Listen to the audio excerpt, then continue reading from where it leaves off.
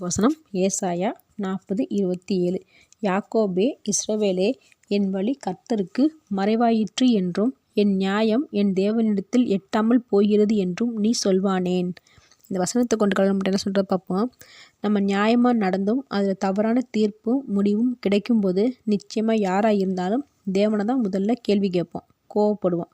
ஏன் ஆண்டவர் இப்படி எனக்கு அநியாயம் செஞ்சீங்கன்னு. ஆனால் நம்மளை பொறுத்த வரைக்கும் தீர்ப்பும் முடிவும் கடைசி, இதுக்கு மேலே ஒன்றும் நடக்க போகிறது இல்லைன்னு நாம் தான் நினைக்கிறோம். தேவன் அப்படி சொல்லவே இல்லையே. எத்தனையோ தடவை முடிஞ்சு போனதை தேவன் நம்மளுடைய வாழ்க்கையில் மறுபடியும் தொடங்கி வச்சுருக்காரே.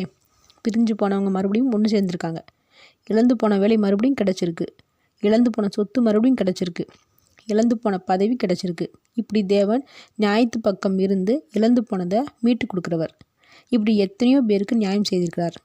நம்மளுடைய வாழ்க்கையிலும் இப்படி செய்திருப்பார். நம்ம அதை நினச்சி பார்க்கணும்.